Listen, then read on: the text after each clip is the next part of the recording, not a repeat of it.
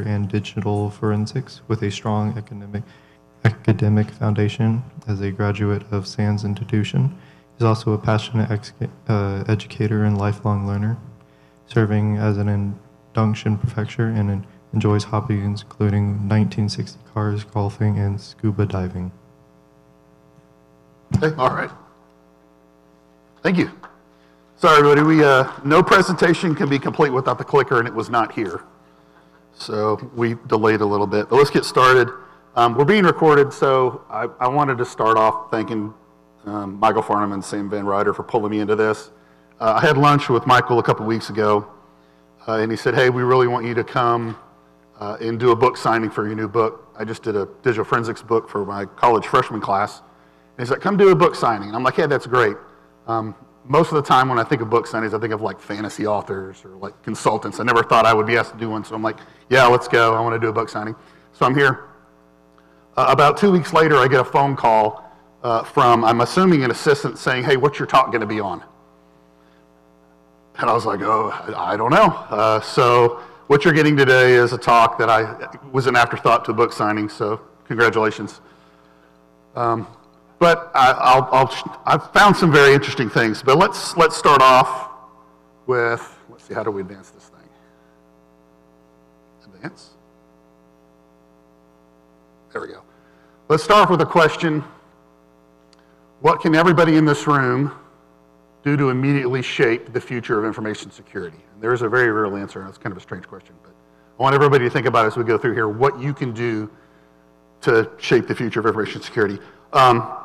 As a college professor, I love visual aids, and so this one kind of fit, and so I thought I'd throw this out here. How many people remember these? Oh, a lot of hands. Yeah, when I started in the 80s, this was my primary source of storage. Yeah, there was even bigger ones. I do have some punch cards too. I didn't use the punch cards as much as this. Y'all remember the slot, like what you had with and without the slot? Like this is what I bought starting out.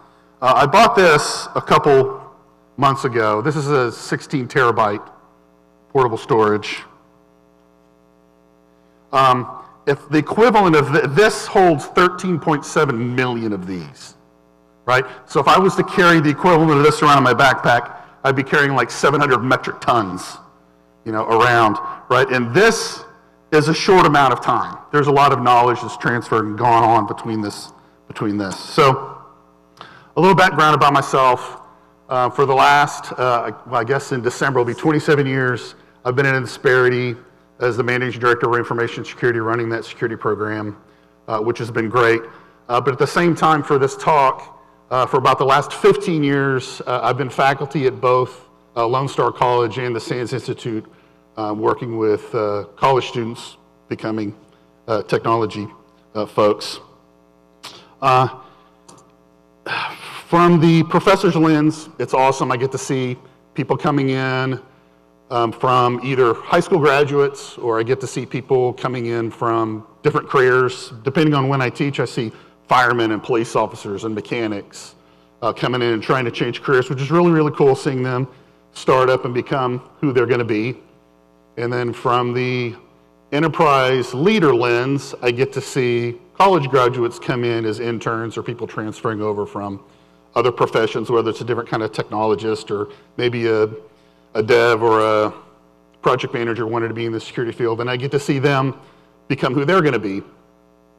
And the one thing I can say that's pretty common over the 3 decades I've been doing this is I've yet to see someone come in as a new person and blow me away with their knowledge. Right? I've not seen someone hit the ground running. It just doesn't exist. That's not to say that I don't hire someone next year and they blow that trope away. It's possible, statistically. But I just haven't seen that yet, right? And that really comes down to a couple of things. So what that led me to is an appreciation of educators, of leaders, of mentors, of people feeding into this new future of information security to make it better. So what I did as a researcher for this presentation is I went out and did a pretty extensive literature review on what it would take, what are the researchers in the last couple of years saying that we need to do, like what's the answer to fill this gap of shaping the future of information security, and that's really what this presentation is. Again, as a researcher, if you want to fact check me on what I did, all of my references and everything is going to be at the end of the presentation, which I'm hearing Mario say they're going to give out at the end. So you can check all that stuff out. But I want to talk about real quickly kind of where we're at. I love the fear and uncertainty doubt. I chuckle when people put the FUD slide up, and here I am doing it myself. So it is. If we look at where we're at today as technologists, especially in the security field, I would say we're moving at a pace that I cannot remember ever moving at before. I see there's a couple people in here that are probably my age or older. You may or may not agree with me. The dot-com ramp up was pretty fast, but I still don't think it was at where we're at today. If you look at what's going on with virtual reality, with artificial intelligence, with blockchain, with IoT being embedded in toasters, there's just technology everywhere. We've got high-speed internet everywhere on the planet. We've got on our doorstep, quantum's going to be messing with our cryptography here pretty soon. All of that is introducing risk to society, whether society realizes that or not. We've got a lot of risk. And what that means is us as practitioners have to deal with that risk. We've got to reduce it, manage it, find ways to work around it, and make that available for the public. And again, that feeds into how are we going to shape future InfoSec practitioners for this speed. I pulled these stats. Again, I'm driving home a point here. For this year, IBM's saying the average data breach is $5 million. If you're a Delta or your Target, obviously that's probably a little bit more. If you're a dentist, it's probably a little bit less. But they're saying roughly $5 million, and they're increasing 10% every year. Yeah, that makes sense. Cybersecurity right now has about a 20% turnover. So leaders in the room may or may not agree with this. That's 1 in 5. That has come down since COVID. It was pretty wild during the COVID wave.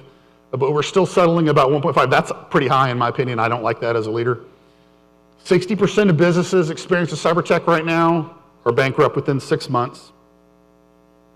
Almost 95% of businesses suffering a cyber tech that lasts longer than 9 or 10 days, they're going out of business. Yeah.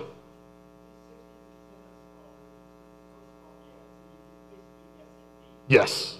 Yeah. Sure, of course. There's all kinds of reasons why that number's there. Yeah, without a doubt. Right, but you're suffering an attack longer than 10 days, you're closing your doors. I love this one. 95% of cybersecurity incidents are due to human mistakes. Would everybody agree with that one?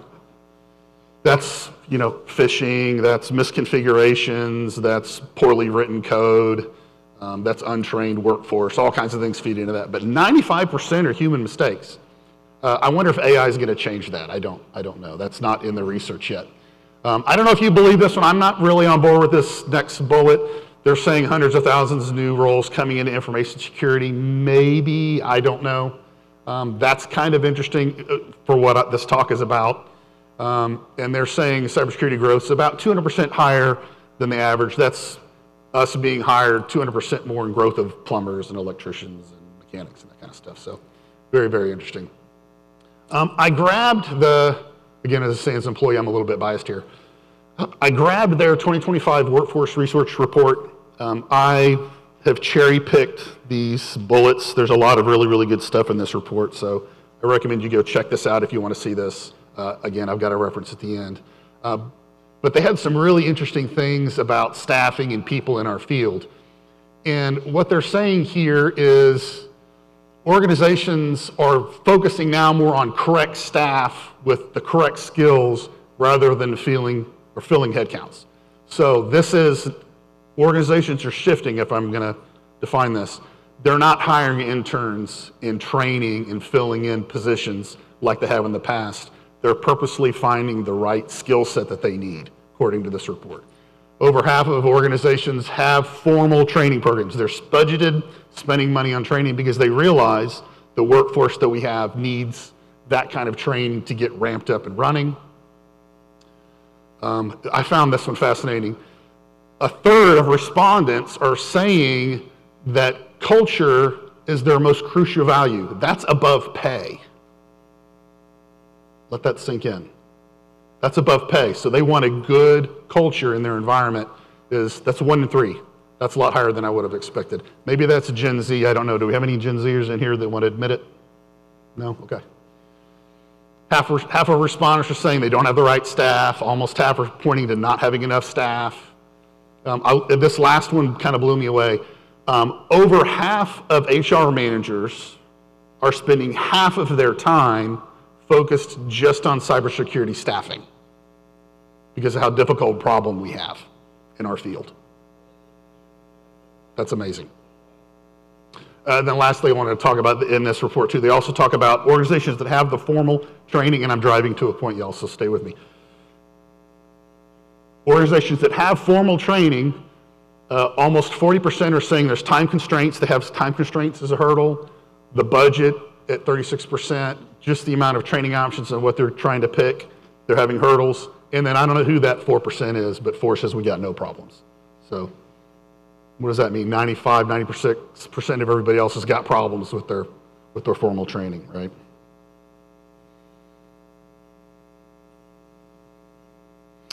All of these metrics really ought to make us realize there's a pressing mechanism that we need to pass on, quality information knowledge to those beginning and coming in, those mentees that Mario was talking about. And I'm going to get into mentors and mentees here in a second. But looking at this and the literature review really forced me to come down to 2 things that I found in the research. And it is what all of the researchers right now are saying is it comes down to 2 things. It comes down to meaningful mentorship, and it comes down to an intentional transfer of tribal knowledge.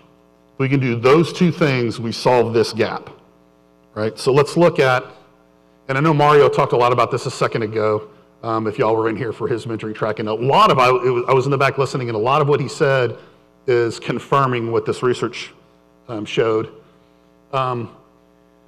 Around mentoring. So, mentors.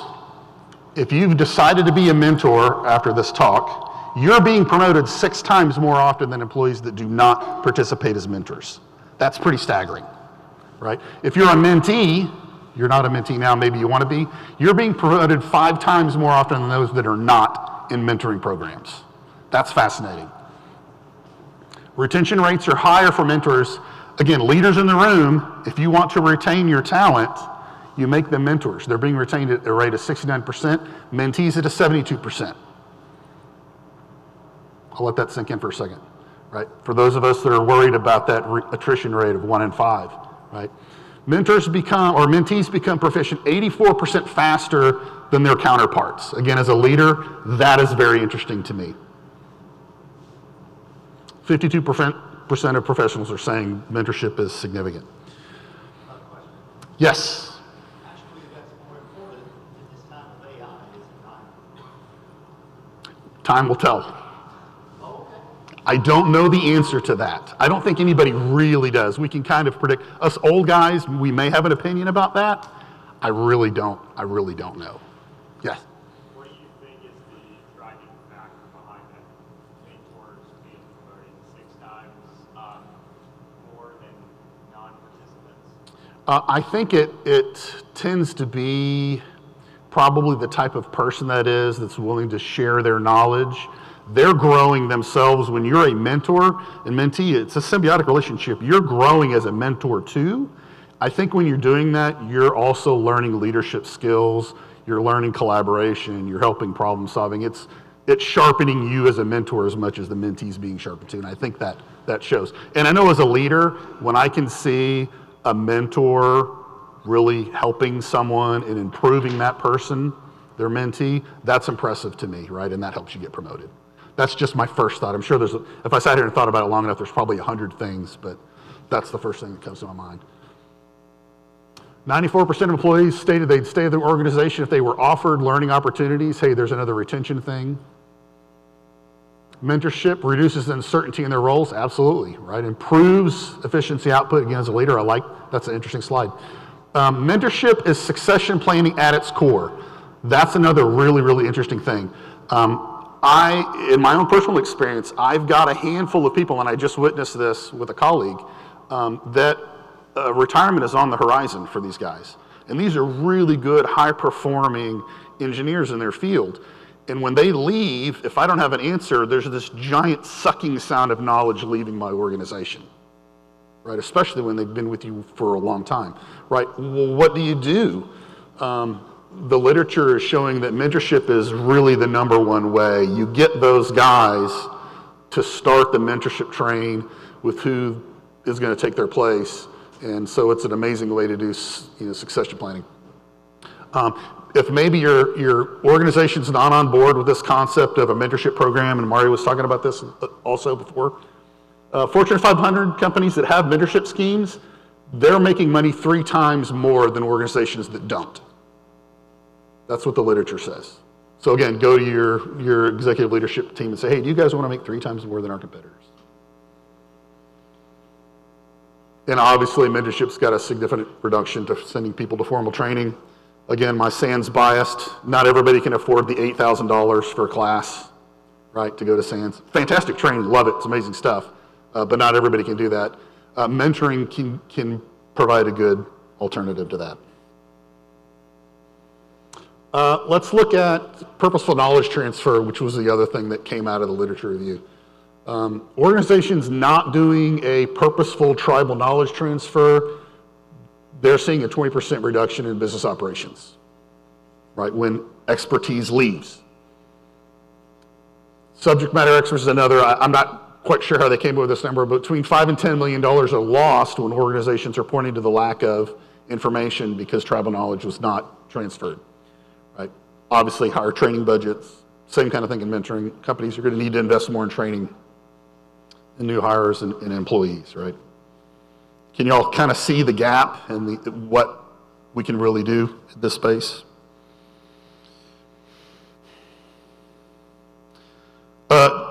In my experience, graduates and transfers coming in to technology, and probably a lot of people in this room would agree with me, are coming in with a set of enthusiasm and sometimes unrealistic perspectives of what the job's going to be, right? And you have to deal with that as a leader or as a mentor. They're going to face challenges navigating our complex systems and understanding the nuances for those that have been doing this in the field for a while. This may sound a little strange coming from a PhD that also has like 30 industry certifications, and I'm not saying that to brag. I'm saying it to say that a college degree or formal education and certificates do not get you all the way there. Now, I'm not saying college and obtaining certificates is a bad thing. It's not. That's a great way to get fundamental knowledge that's going to help you, but it does not get you all the way there. This is what does. It's working with people in the trenches because every environment's different. I'm sure none of our defense in depth programs look the same. None of our setups are the same. There's unique things about all of our environments and how our organizations work. Oil and gas is different than a payroll company, is different than a nuclear reactor, right? We've all got our different nuances, and it's the experts that are already there that can really make the difference for our organization, right? I wanted to throw this in here too, just real quick. I got kind of to the end of this and I thought, we've got some leaders in our space like ISACA and ISC and CISA. What do these guys say? And I kind of pulled this up at the end. Like, what do these guys say about mentors? They confirmed everything that I had already found. SANS Institute says knowledge transfer strengthens security culture. ISACA says it builds the leader pipeline. That's succession planning. ISC2's got papers saying mentoring builds succession planning.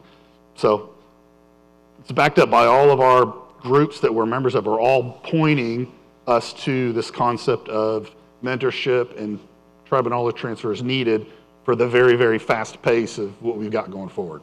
All right, so what is it that we're going to do to solve the problem? Right? I've posted a lot of problems and maybe some interesting bullet pieces, but what do we do to solve the problem? What I came up with for this is I want to put everybody in this room in one of 3 buckets. You're either going to be new to information security or maybe not an expert in the field. You're going to be a subject matter expert, architect. You're going to be a graybeard that's been around for 30 years. Or you're going to be a leader, right? Those are the 3 buckets that I want you in. Pay attention to which bucket you're in, because you could be in any one of the 3. if you're new to InfoSec, right, or you're not an expert in the field of InfoSec, your job is to find a mentor.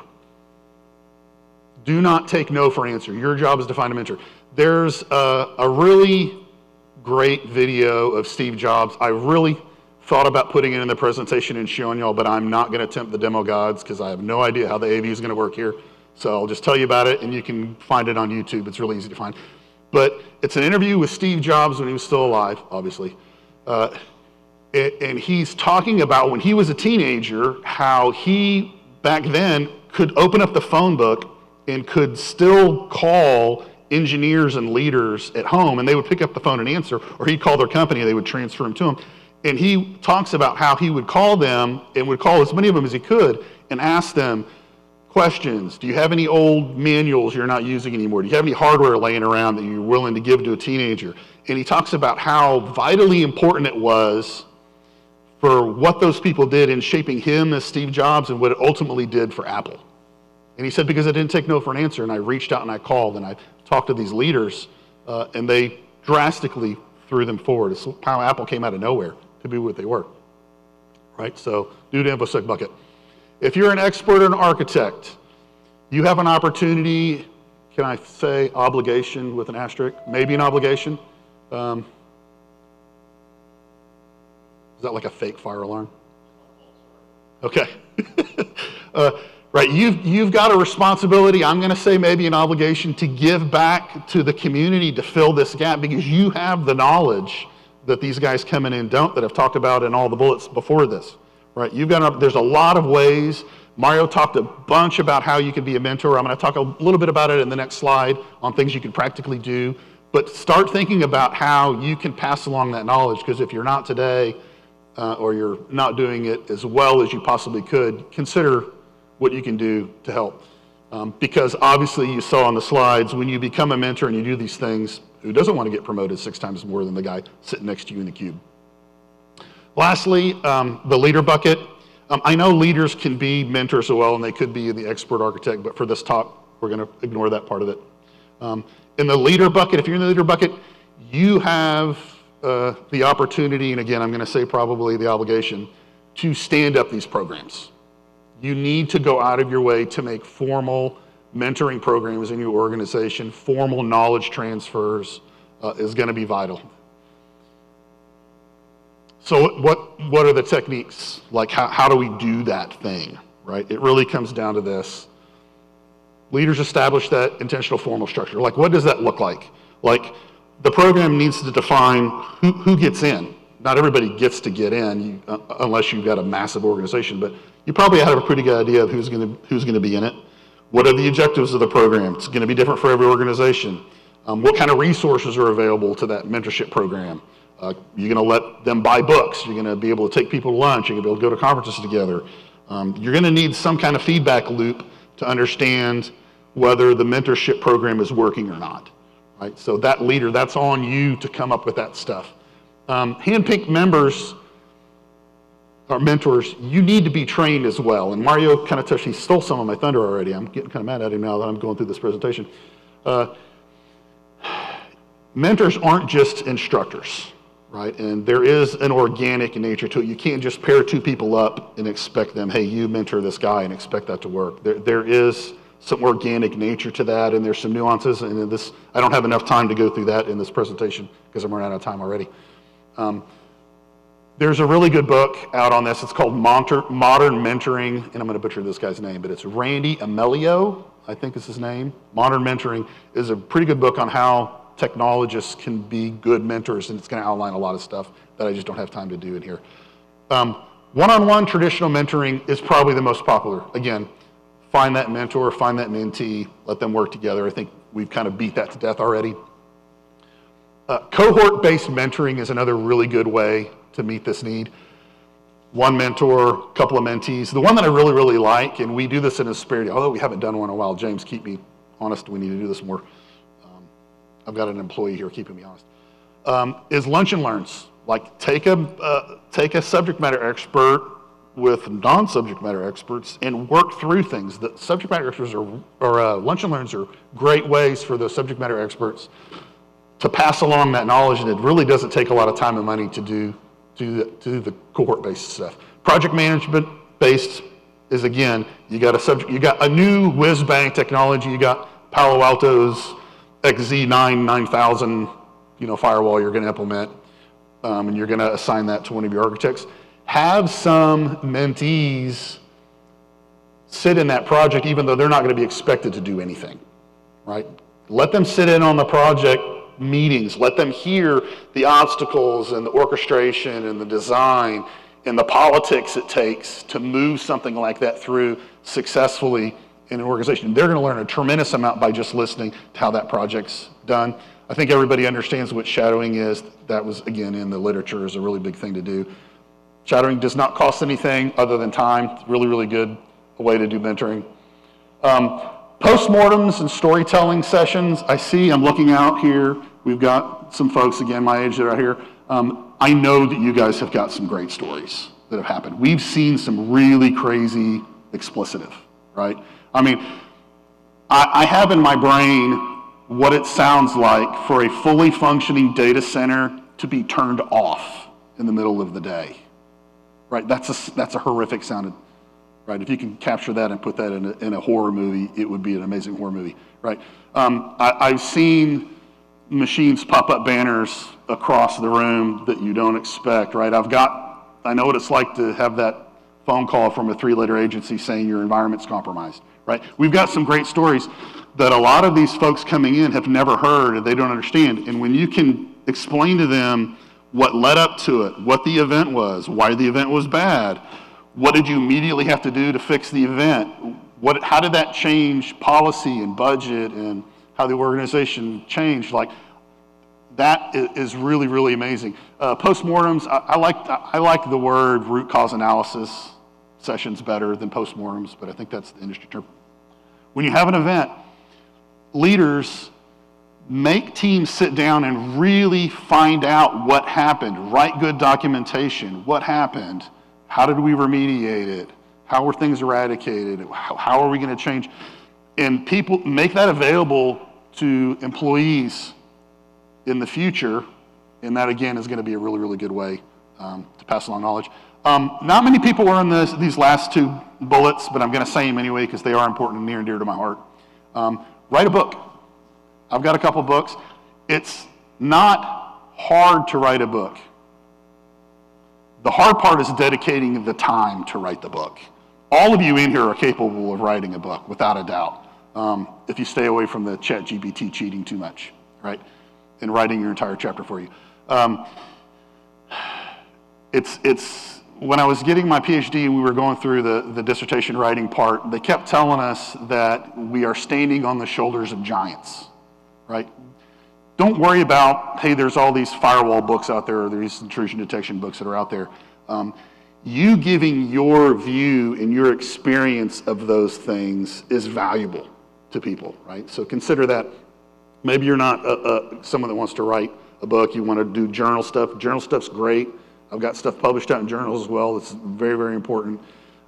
Maybe your organization could help with documentation. I guarantee you there's not a leader in here, and raise your hand if I'm wrong, that says my organization writes enough documentation. Anyone? I will take you to lunch.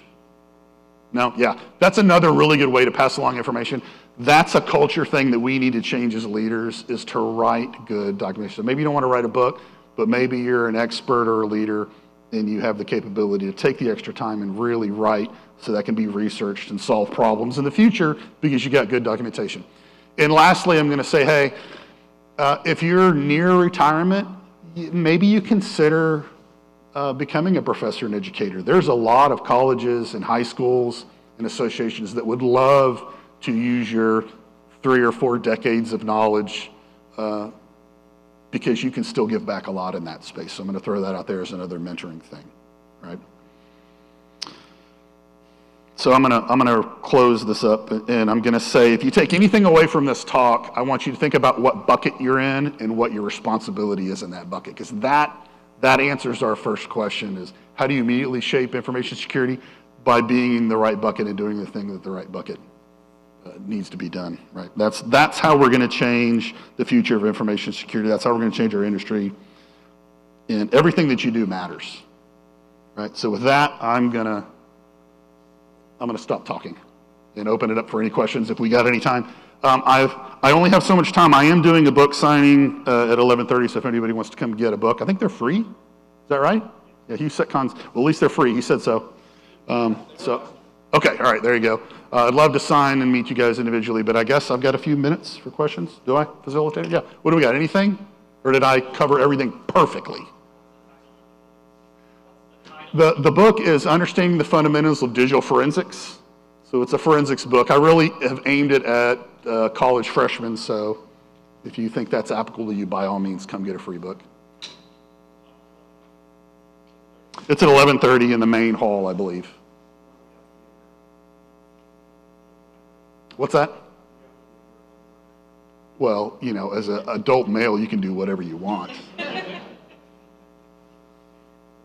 Any other questions? Okay, cool. I'll yield my time. Thank everybody for the talk. Appreciate it.